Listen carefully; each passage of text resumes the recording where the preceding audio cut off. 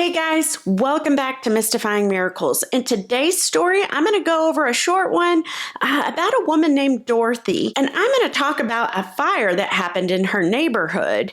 And due to her prayers, it was able to be stopped. Or perhaps the winds changed is a better way of putting it. So listen along and we'll dive into her story.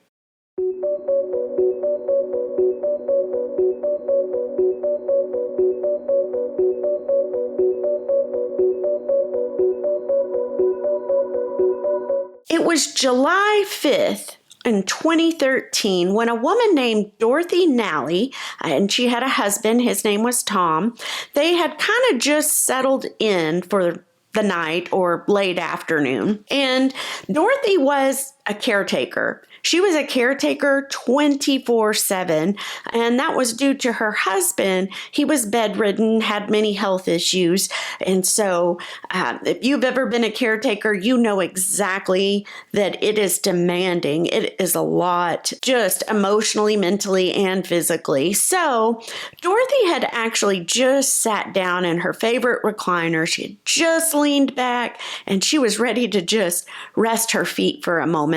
As her husband, she had got him settled in the bed to rest. So she was finally getting a break for the day. And as she's leaning back and she's like, oh, this feels nice. What a blessing to rest my feet. She hears these little sounds, these little snap, pop, crackles. And no, I am not talking about Rice Krispies. That's the first thing that popped into my head when I was reading this story. But anyway, so she's hearing these little snap, crackles, and pops, and she's thinking to herself, that's weird. I know I didn't leave the stove on, but what is that? So she pops back up out of her recliner to go double check, just in case she did accidentally leave the stove on. She gets into the kitchen. She sees that the stove's off. So wasn't that strange? So she goes back to her recliner, leans back, gets all comfy again, gets her feet all put up, and she starts hearing it again. Snap, crackle, pop. So once more, she gets back up, but this time she already knows the stove and the oven, they're not on. So she walks to the back door and she peers out, and lo and behold, she sees these huge flames just shooting into the air, and they were coming from her neighbor behind her, their house. So she immediately, it's getting close, and she had no idea that that's what the snap, crackling, and pop was, but it was a fire, obviously.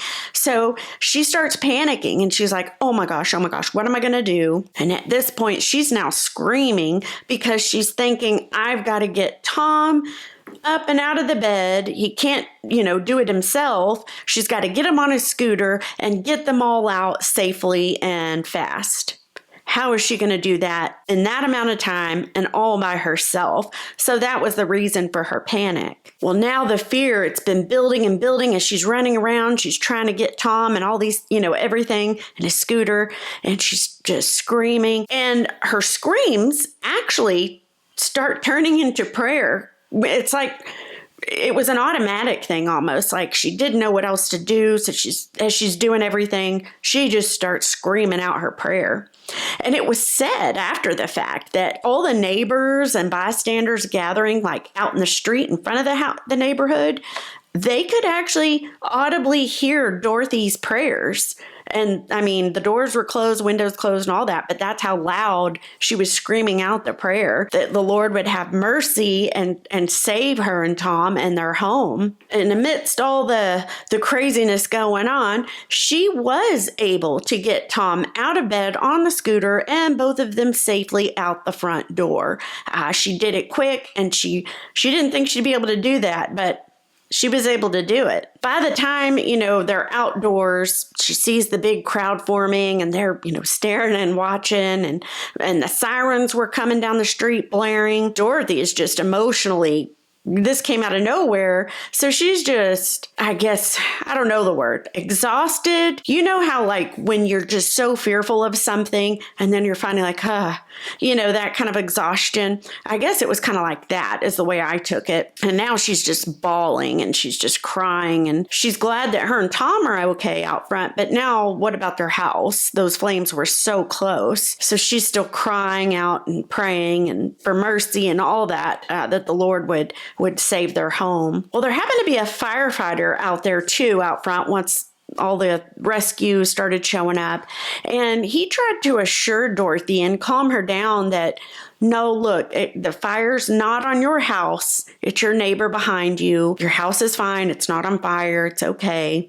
But Dorothy was just frantic still. And, as the firefighter's telling her that, she's like, but look, and she's pointing to the billowing black smoke that is just, it's like engulfing everything, not the flames themselves, but just this smoke, and it's growing by the second. So the header of her and Tom's home, the smoke was billowing up under and around all that. So that's why it was frightening Dorothy even more and why she kept pointing to it as she was talking to the firefighter. Well, Dorothy was able to finally calm down a little bit. She was taking some deep breaths and she shifted her focus, where the focus of her prayers had started for her and Tom to get out safely and to their home to be okay.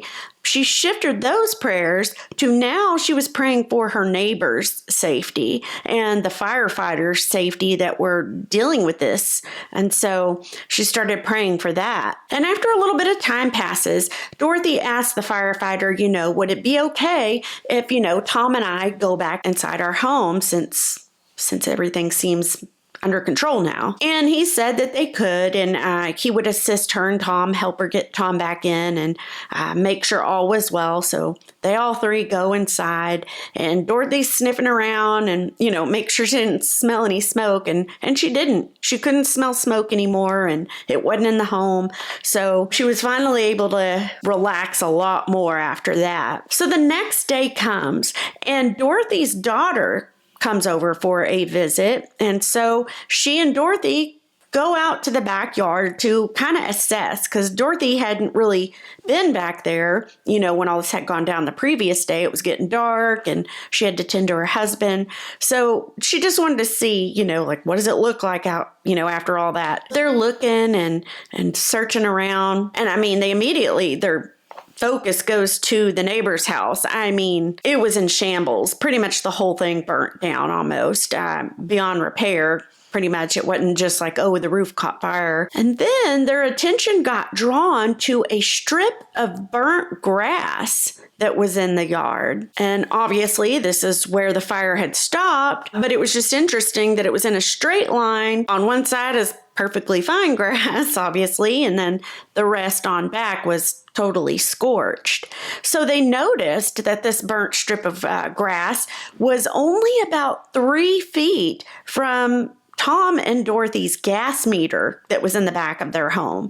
So, her and her daughter were just assessing it like, oh my gosh, that was so close. Can you imagine if it had kept on going and then got to the gas meter? That would have been a whole nother can of worms there. So they're looking and they're just like thankful that, my goodness, it didn't keep going. And then they notice the neighbor, the neighbor of the house that was burnt down. He was out there. He came out in the yard and he was looking at things, kind of doing the same thing they were, assessing all the damage. Dorothy's daughter urges her mother to go over there, go chat with him, make conversation. Dorothy said, okay, So she starts walking across the scorched grass to get to him. And she's thinking in her head the whole time, like, golly, what do I say? What do you say to somebody that just lost pretty much everything? And so she goes over to him and she begins to, the only thing you can think in that moment, she begins to say, I'm so sorry that this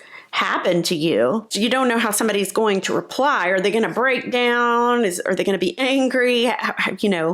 But she was amazed because his answer, she said, she described it as strong sounding, but also almost like he was in awe and wonder of the things that happened or he saw. And he told Dorothy, quote, he said, "I watched the fire as it headed towards your house. It was oh so close when suddenly the winds changed." As his house is burning from whatever vantage point he was at, he could see the flames probably at the same moment, when Dorothy looked out her patio and saw them and started to panic.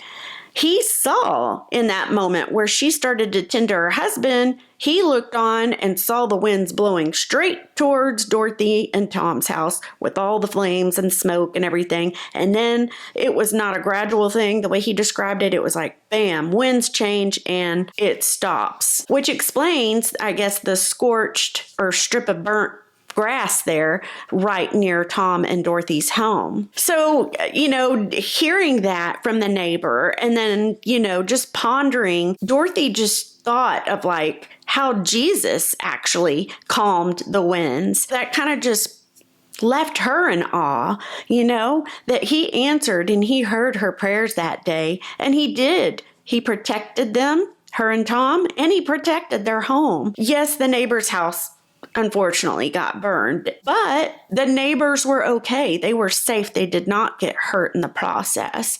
So that was a blessing out of something that was, obviously not good. But yeah, what a story, huh, guys? I mean, pretty miraculous, I'd say. I want to know what you guys think of this story. Did you enjoy it? Had you ever experienced it? I'd ask this all the time, no matter what the story's about, but have you ever experienced something like that involving a fire or Jesus calming the winds when you've cried out? I love to hear about your experiences. And so thank you guys for watching. And I hope you guys have an incredible week.